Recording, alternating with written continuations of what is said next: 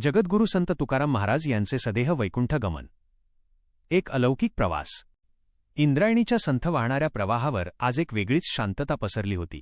देहूगाव तसे नेहमीच पांडुरंगाच्या भक्तीत तल्लीन असायचे, पण आजच्या हवेत काहीतरी वेगळेच जाणवत होते. आजूबाजूची झाडे, पक्षी आणि देहूची मातीही जणू आतून गहिवरून आली होती. संसाराचे सर्व पाश तोडून श्री विठ्ठलाच्या चरणी आपले सर्वस्व अर्पण करणारे संत तुकाराम महाराज आता आपला इहलोकीचा प्रवास संपवणार होते. तुकाराम महाराजांचे जीवन म्हणजे एक धगधगता यज्ञच होता. संसारात राहूनही ते संसारापासून अलिप्त होते. दुष्काळात सर्वस्व गमावले, पत्नी मुलांचे हाल पाहिले, लोकांचे टोमणे ऐकले, पण त्यांच्या मुखातील रामकृष्ण हरी हा जप कधीच थांबला नाही.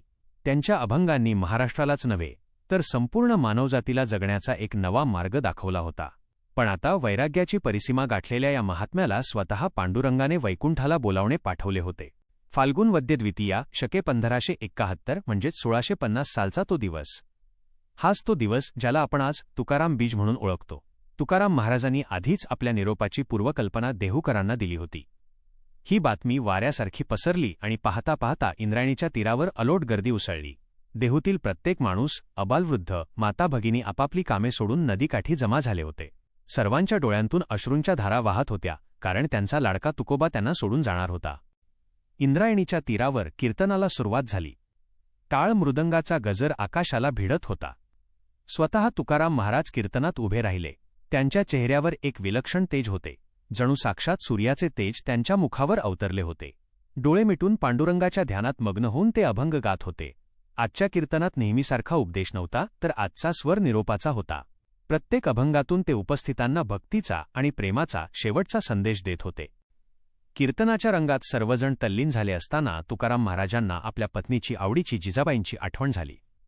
जिजाबाईंनी तुकोबांसाठी आयुष्यभर खूप कष्ट उपसले होते. संसाराचा गाडा ओढताना तिची खूप दमछाक झाली होती. तुकोबांनी एका वारकऱ्याला पाठवून आवडीला निरोप दिला.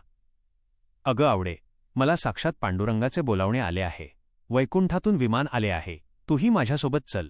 निरोप घेऊन गेलेला वारकरी जेव्हा जिजाबाईंकडे पोहोचला तेव्हा त्या अत्यंत व्यस्त होत्या.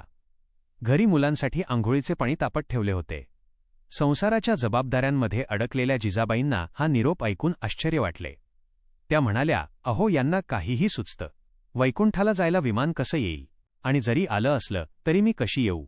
घरात एवढी कामे पडली आहेत, मुलांची आंघोळ बाकी आहे, स्वयंपाक करायचा आहे. तुम्ही जा, मी येत नाही."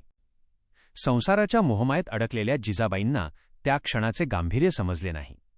इकडे इंद्रायणीच्या तीरावर मात्र एक अद्भुत आणि अलौकिक घटना घडायला सुरुवात झाली होती. अचानक आकाशात ढगांचा गडगडाट झाला. माध्यान्हीची वेळ असली तरी सूर्याच्या प्रकाशालाही फिके पाडेल असा एक दिव्य प्रकाश आकाशातून खाली उतरू लागला. सर्व देहूकर अचंबित होऊन आकाशाकडे पाहू लागले. त्या प्रकाशाच्या झोतातून एक अतिशय सुंदर हिरेजडित पुष्पक विमान खाली उतरत होते. विमानावर साक्षात गरुडदेव विराजमान होते आणि देवांचे दूत तुकाराम महाराजांना नेण्यासाठी आले होते. संपूर्ण परिसर दिव्य सुगंधाने आणि देवदूतांच्या नादाने भरून गेला. विमान जमिनीवर उतरले. देवदूतांनी तुकाराम महाराजांना सस्नेह विमानाकडे नेले. उपस्थित लाखो वारकरी हा प्रसंग उघड्या डोळ्यांनी पाहत होते. काहींचे हात जोडलेले होते तर काहींचे डोळे अश्रूंनी डबडबले होते. तुकाराम महाराजांनी विमानावर पाऊल ठेवण्यापूर्वी मागे वळून पाहिले. आपल्या जीवाभावाच्या देहूकरांना, वारकऱ्यांना आणि त्या पवित्र इंद्रायणीला त्यांनी शेवटचा नमस्कार केला. सर्वांना उद्देशून त्यांनी आपला शेवटचा अभंग उच्चारला. "आम्ही जातो आमुच्या गावा, आमुच्या राम राम घ्यावा, तुमची आमची हेची भेटी, येथून या जन्म तुटी." हा अभंग ऐकताच तिथे उपस्थित असलेल्या प्रत्येकाच्या काळजाचा ठोका चुकला. सर्वत्र आक्रंदनाचा आणि विठ्ठल नामाचा एकच घोष सुरू झाला. तुकाराम महाराज अतिशय शांत होते. त्यांच्या चेहऱ्यावर कोणतीही आसक्ती नव्हती. होती ती फक्त पांडुरंगाच्या चरणी विलीन होण्याची ओढ. तुकोबांनी विमानात प्रवेश केला. ते सदेह विमानात विराजमान झाले.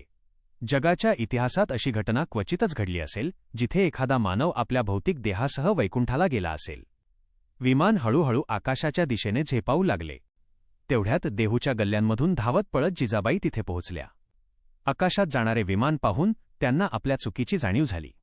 "अहो, मला सोडून नका जाऊ," असा टाहो त्यांनी फोडला. पण तोवर वेळ निघून गेली होती. विमान खूप उंचावर गेले होते. तुकाराम महाराजांनी विमानातूनच खाली पाहिले आणि आपल्या प्रिय भक्तांसाठी आपल्या अस्तित्वाची खूण म्हणून आपल्या गळ्यातील टाळ आणि अंगावरची घोंगडी खाली टाकली. आकाशातून पडलेले ते टाळ आणि घोंगडी देहूकरांनी मोठ्या भक्तिभावाने झेलले. काही क्षणांतच ते दिव्य विमान आकाशात दिसेनासे झाले आणि मागे उरला तो फक्त रामकृष्ण हरीचा अखंड नाद. तुकाराम महाराज जरी सदेहाने वैकुंठाला गेले असले तरी त्यांचे विचार, त्यांचे अभंग आणि त्यांची भक्ती आजही महाराष्ट्राच्या मातीत जिवंत आहे. जोपर्यंत चंद्र आणि सूर्य अस्तित्वात आहेत तोपर्यंत संत तुकाराम महाराजांची गाथा आणि त्यांचे हे अलौकिक सदेह वैकुंठ गमन मानवजातीला प्रेरणा देत राहील.